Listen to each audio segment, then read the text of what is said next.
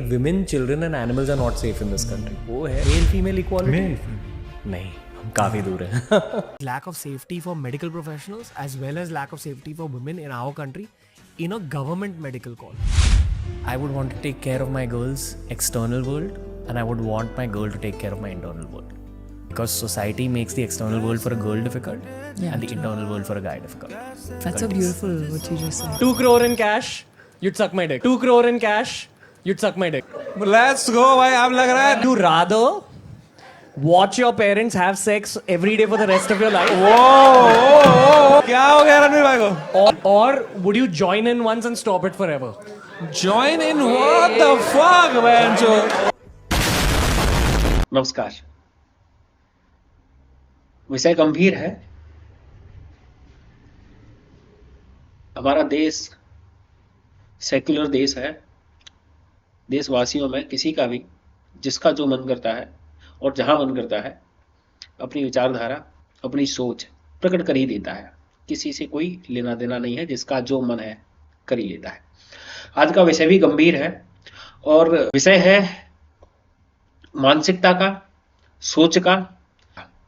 और यह और भी ज्यादा गंभीर हो जाता है जब आपको देश के करोड़ों लोग प्रत्येक आयु वर्ग के देखते, सुनते एवं अनुकरण करते हों. हम बात कर रहे हैं आज देश के बड़े पॉडकास्टर, यूट्यूबर रणवीर अलाहाबादिया के. देश के प्रधानमंत्री द्वारा सम्मानित भी हैं. आप सभी विषय से भली भांति परिचित तो होंगे ही. अगर नहीं है तो एक बार यह वीडियो देखें. इनके द्वारा हाल ही में एक तथाकथित शो इंडिया गॉट टैलेंट में एक इतना शर्मनाक वक्तव्य देना बेहद शर्म की बात है. हो सकता है इंडिया गॉट टैलेंट शो वाला चरित्र ही आपका रियल कैरेक्टर हो. आज तक कई पॉडकास्ट में आपके द्वारा आध्यात्मिक चर्चा करना, अपने आप को जमीन से जुड़ा बताना, अपने आप को आध्यात्मिक बताना, एनलाइटमेंट की तरफ जैसा दिखाना सिर्फ एक दिखावा मात्र हो सकता है ये करके या ये दिखा के आप फॉलोअर पाना चाह रहे हो. इनके द्वारा जारी किए गए सॉरी वाले वीडियो में ये बोल रहे हैं कि कॉमेडी से इनका कोई सरोकार नहीं है. तो क्या ये उस शो में जो बोल रहे हैं या जो अपना स्टेटमेंट दे रहे हैं, जो वक्तव्य दे रहे हैं, उसको समझते भी नहीं है कि आप क्या बोल रहे हैं और किसके बारे में बोल रहे हैं और क्यों बोल रहे हैं. जब आपका कॉमेडी से सरोकार ही नहीं है तो आप जब ये बोल रहे हैं, पढ़ के बोल रहे हैं, जैसे भी बोल रहे हैं, तो किसी दबाव में तो बोला नहीं जा रहा है कि नहीं साहब ये बोलिए तभी इस शो का या फिर जो भी हो. अभी अपने आप को साबित करने की क्या आवश्यकता, जबकि शो में आपने वही बोला जो आप पूर्ण होश आवास में, पूर्ण कॉन्शियसनेस में जो आप बोलना चाहते थे बिना किसी दबाव के. तो अब सॉरी किस बात का? मुझे लगता है यह सॉरी अब डैमेज कंट्रोल संभालने का है. इस प्रकार के शो, कंटेंट, स्टेटमेंट, इस प्रकार की विचारधारा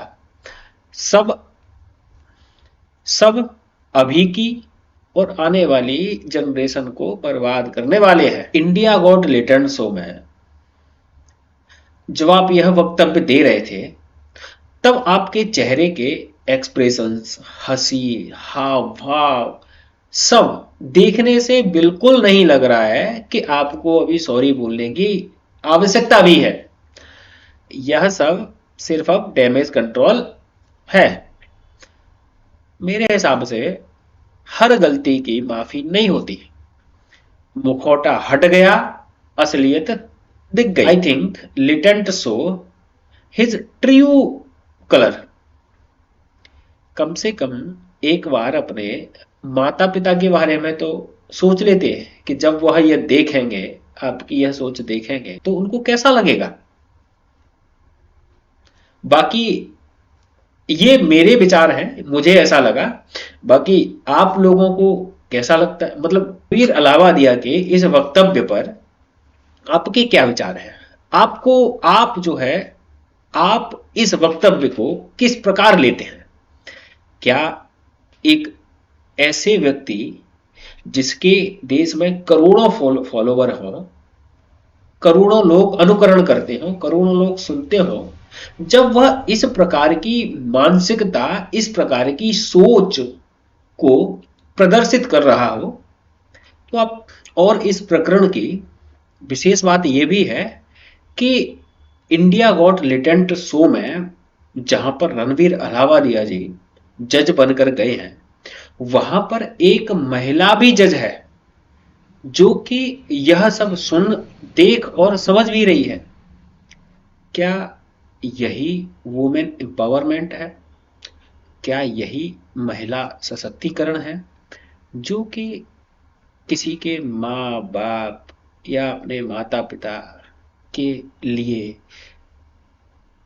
संभोग, इस प्रकार की बातें करना कितना सही है? रही बात समय रैना की, समय रैना को सब लोग जानते हैं, उसका मुझे नहीं लगता कि, मेरे हिसाब से इतनी भी अभिव्यक्ति की आजादी नहीं होनी चाहिए। इससे समाज, जनरेशन, संस्कृति पर क्या प्रभाव पड़ेगा? अपने, ये मेरे विचार हैं, अपने विचार आप जरूर व्यक्त करें। धन्यवाद।